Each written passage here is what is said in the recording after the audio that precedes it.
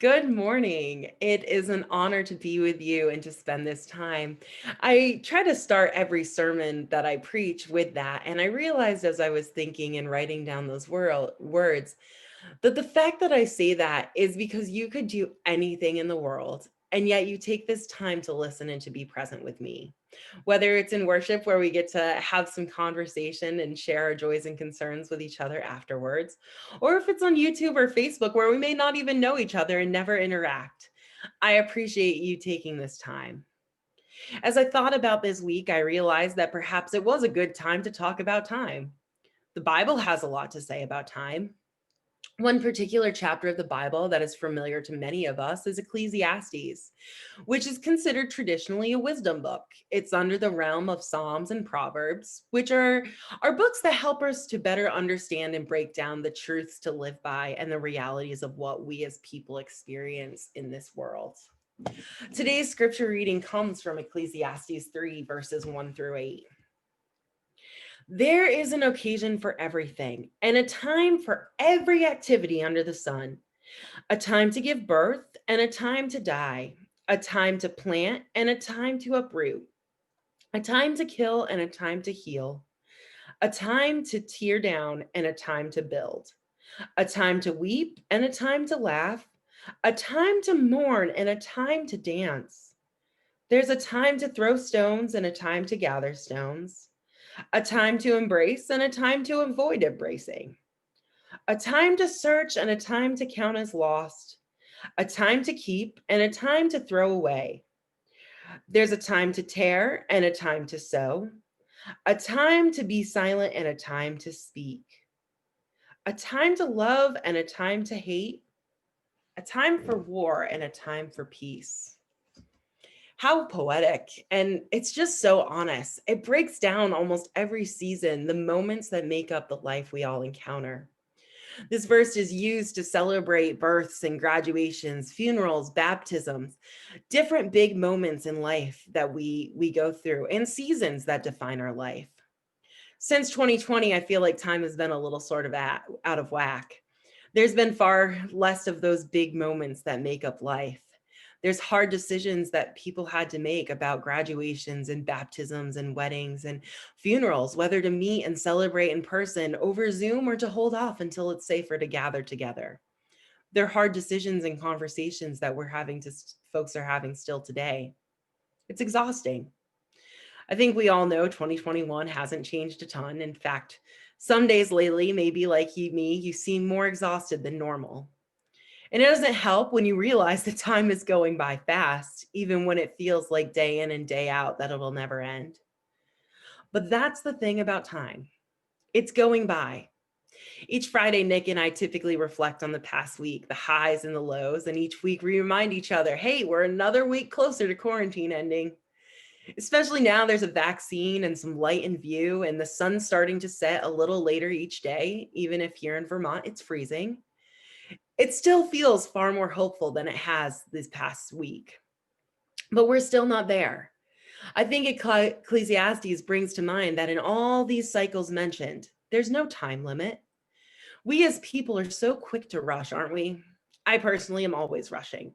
I feel like every day there aren't enough hours, and yet I work with what I've got. Literally, it's all I've got is 24 hours each day. It's all you have. In fact, it's a timeline. It's a deadline that we each face because no matter what happens in a day, the clock always resets at midnight. Just as each year we know that there's going to be 12 months.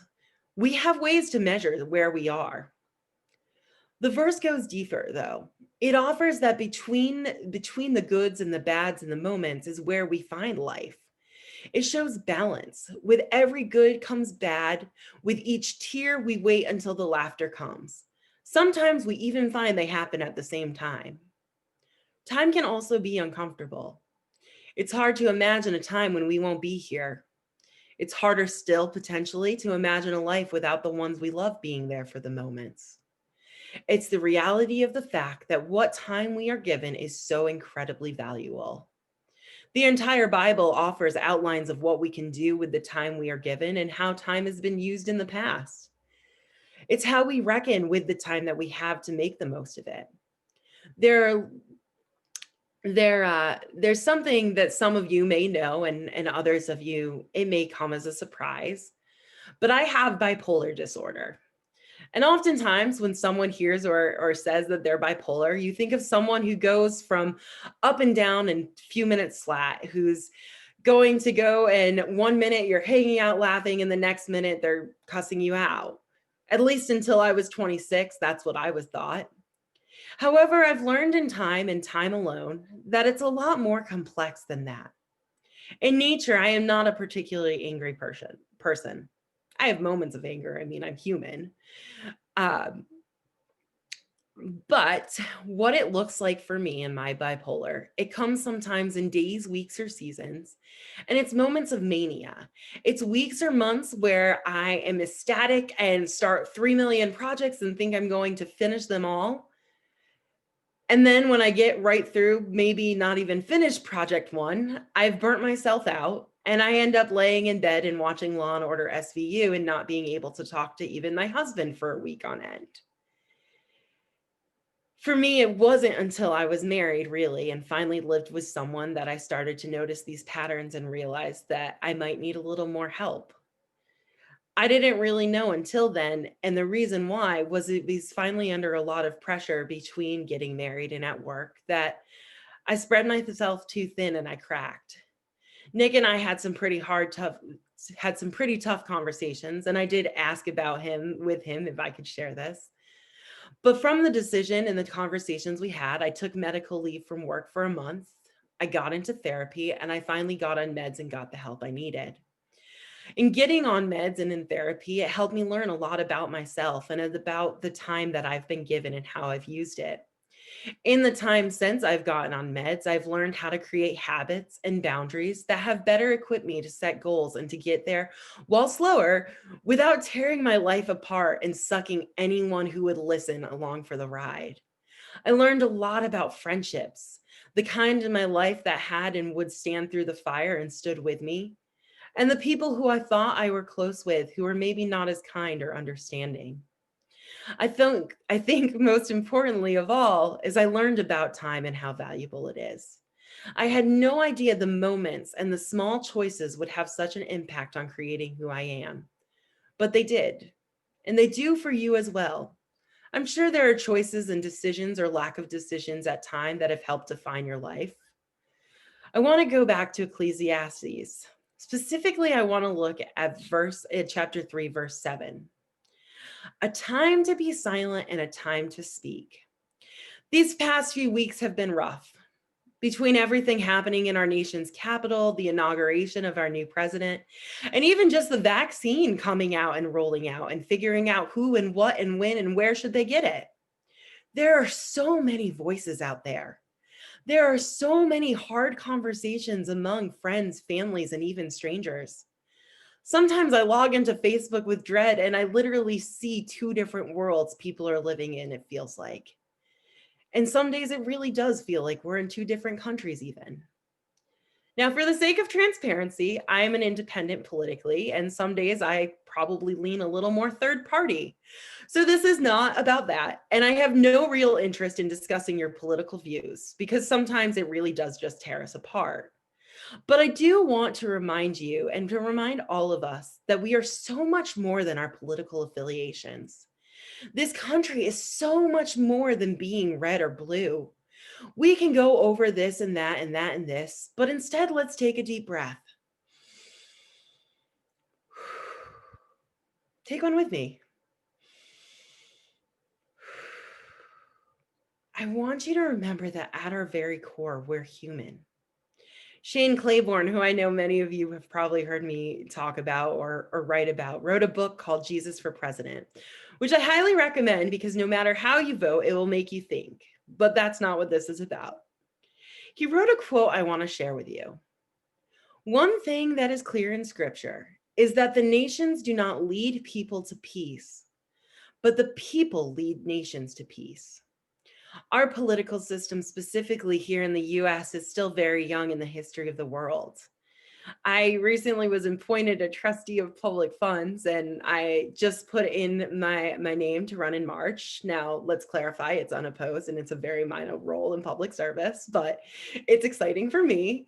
And the past few months, I've worked to help digitize all the documents and the bank statements and get everything online.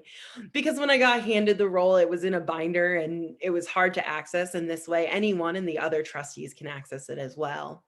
And hopefully in the end, it'll save someone some work down the road.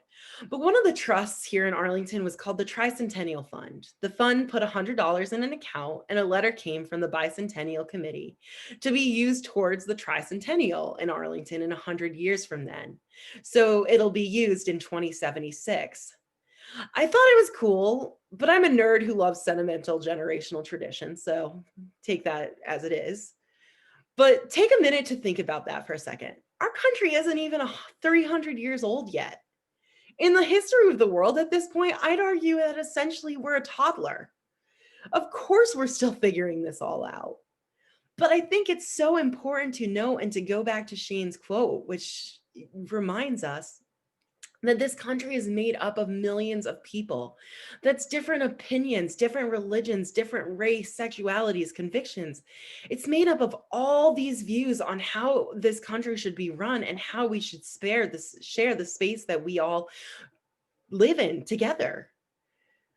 But in Ecclesiastes verse 7, as we go into these next few months, it reminds us that sometimes our voices need to be heard and our opinion does offer constructive feedback and insight.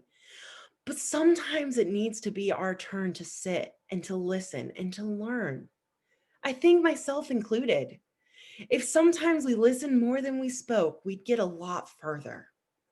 But the only way realistically for this to happen, and for we the people to lead our nation to peace and unity, is if we're all sit down, no matter what side of the aisle, or if you're dancing in the back on your own, we need to take time to listen and to speak and to really understand the importance, especially that of listening.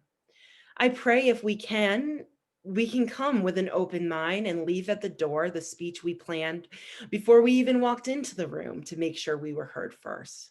Then maybe, just maybe, we can start to heal ourselves and eventually go out to heal our communities and our nation and our world. There is only a limited amount of time on this earth that you have. As I wrote this sermon, I realized that I hope that you use your words to speak of love and hope and to keep your judgments. Judgments will come. We all have moments where you think, could you believe they said that or they did this or how could they possibly? But not everything needs to be said. Not everything that we say is going to be constructive. So with that, I'm going to stop talking myself and I'm going to ask you to take 1 minute to think of someone who maybe you don't necessarily agree with, and perhaps over the past few months have found your relationship incredibly tense. I've had a few. So I hope you take this minute and I hope you hold them in light. I love that term. I recently learned about it that when you're a Quaker, if someone says, will you pray for me or shares a situation, they say, I'd like to hold you, I will hold you in light. And for a minute, I want you to consider the moments that brought the person who you are having judgment or difficulties or have tension with. I pray that you take the courage after this minute's done and to call them at some point and ask them about those moments and ask them why they are where they're at and that you listen. So I'm going to go ahead and I'm going to start my minute timer because even though we may not be preaching with Mr. Rogers or talking specifically about being a neighbor, part of being a good neighbor is by being an engaged human and a person who's intentional with your time and your thoughts and your conversation. And so I am going to go ahead and start the clock and I'll see you in a minute.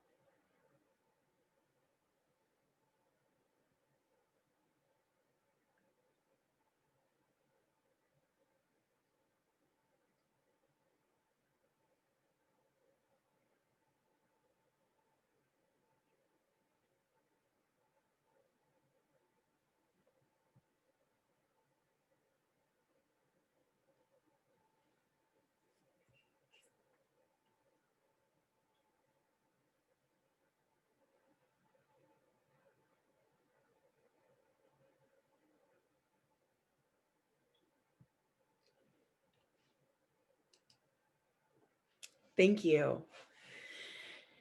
As you go into the week ahead, I just pray and hope maybe you even reread Ecclesiastes 3, that each week and each day is going to be made up of moments. They'll be good and they'll be bad. Some weeks will be better than others. But as we move forward, for yourself, for the sake of those around you, for the sake of this nation and for this world, I hope you take the time to do the hard work, to do the work and to take the time to embrace the seasons where you're at, no matter how long they take to get through and how dark or how fun they may see, that you take the time to get through them and to get through them, whether on your own or with your people, understanding that these moments in these lives are yours and yours alone. I am so honored to spend this time with you. And I just pray as you go into this week that you find in one of these days of 24 hours some hope and some peace and a moment to breathe. Thank you for your time.